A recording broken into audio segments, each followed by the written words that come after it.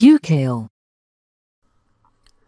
Uniform motion in a straight line का मतलब है कि जब कोई बॉडी इक्वल डिस्प्लेसमेंट कवर करता है, इक्वल डिस्प्लेसमेंट कवर करता है इक्वल इंटरवल ऑफ टाइम पे, चाहे टाइम कितना भी छोटा हो, लेकिन equal displacement in equal intervals of time. एक तरह से आप कह सकते हैं जब एक यूनिफॉर्म वेलोसिटी, कांस्टेंट वेलोसिटी से जब कोई बॉडी जा रहा हो, सपोज करते हैं कि आपका ये एक बॉडी है और ये बॉडी आपका initially at the position origin है, यानी ये आपका इनिशियल पोजीशन हो गया, और सपोज करते हैं कि आफ्टर अ टाइम t1 ये एक अनदर पोजीशन पे आ जाता है, ये बॉडी आपका समथिंग इस पोजीशन पे आ जाता है,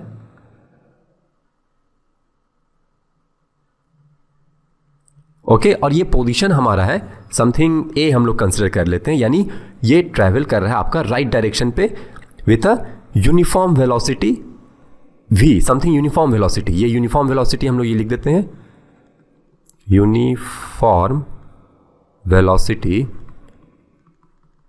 is equals to something v velocity से ये राइट डायरेक्शन पे जा रहा है, and after a time t1 यानी O से लेकर A तक जाने में जो इसे समय लगा वो सपोज कर लीजिए वो t1 टाइम पे A तक पहुंचा, और ये आफ्टर अ टाइम t2 यानी एक सेकेंड पोजीशन पे पहुंचता है आफ्टर अ टाइम t2, और वो पोजीशन है आपका, सपोज दैट ये पोजीशन आपका B पर ये पहुंच जाता है, और ये रहा आपका ऑब्जेक्ट, ओके।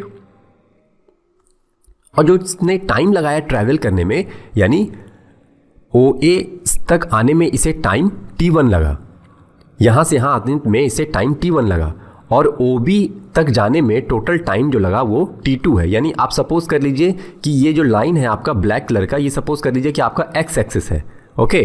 तो OA तक जो टाइम लगा वो था आपका t1, और O से लेकर B तक जाने में आपका टाइम लगा t2। तो अगर हम लोग यहां लिखें फॉर OA,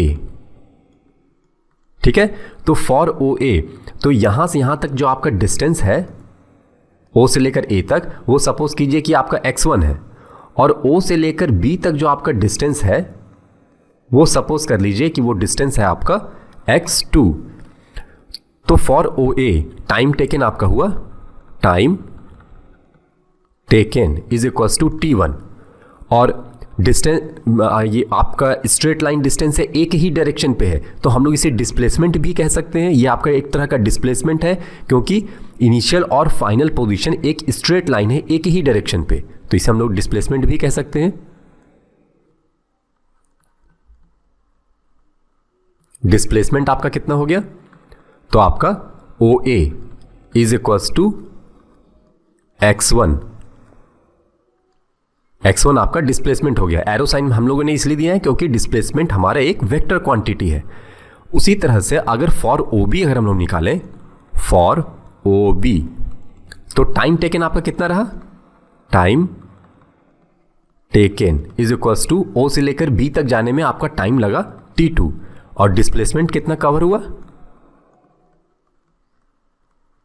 डिस्प्लेसमेंट आपका रहा OB, वेक्टर OB एक ही डायरेक्शन पे, इसलिए x2 only we are writing x2 and a vector quantity, यानी ये हमारा ये शो कर रहा है कि x2 डिस्प्लेसमेंट रहा जो कि एक वेक्टर क्वांटिटी है, और वेलोसिटी तो हमारा सेम था, ये v velocity uniform v velocity से जा रहा था।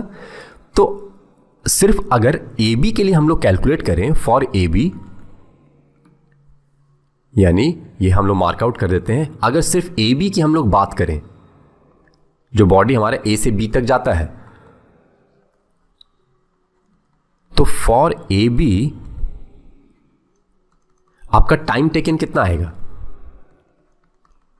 टाइम टेकन A से लेकर B तक जाने में आपका टाइम कितना लगा, तो जितना टाइम आपका O से लेकर B तक जाने में रहा और O से लेकर A तक आने में रहा, दोनों का डिफरेंस, तो टाइम इंटरवल यानी टाइम टेकन आपका कितना रह जाएगा, t2 माइनस t1।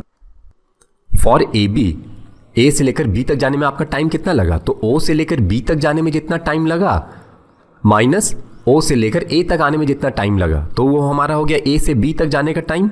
और डिस्प्लेसमेंट कितना रहा, displacement displacement is equals to vector O B minus vector O A, यानी ओ बी यहां से लेकर यहां तक ओ बी माइनस ओ ए, तो इसको हम लोग लिख सकते हैं is equals to x2 minus x1। ये रहा हमारा डिस्प्लेसमेंट, ए बी का जो डिस्प्लेसमेंट होगा। तो वेलोसिटी हमारी क्या होती है? वेलोसिटी का तो हमारा डेफिनेशन होता है displacement by time interval. Since velocity is equals to displacement divided by time interval या टाइम टेकन भी हम लोग लिख सकते हैं। तो डिस्प्लेसमेंट आपका कितने का हुआ यहां? अगर इसको इक्वेशन वाइज हम लोग लिखें तो वेलोसिटी हमारी v थी, डिस्प्लेसमेंट हमारा कितने के था? तो x2 minus x1, vector x2 minus vector x1, और टाइम टेकन क्या था हमारा? t2 minus t1। तो ये हमारा इक्वेशन हुआ फॉर अ यूनिफॉर्म मोशन। अब इसे हम लोग चाहें तो क्रॉस मल्टीप्लिकेशन करके एक सर्टेन इक्वेशन के फॉर्म में भी हम लोग डिराइव कर सकते हैं, यानी vector v multiplied with t2 minus t1 is equals to displacement. Reverse इस इक्वेशन को लिखें ट्रांसफॉर्म करके, तो क्या लिख सकते हैं कि x2 minus x1 vector is equals to t2 minus t1 multiplied with velocity vector. अगर केवल x2 पोजीशन हम लोग निकालें तो हम लोग लिख सकते हैं is equals to x1 plus t2 minus t1। Okay, तो ये रहा हमारा यूनिफॉर्म मोशन का इक्वेशन, जहां x1 और x2 किस तरह से इंटर रिलेटेड है।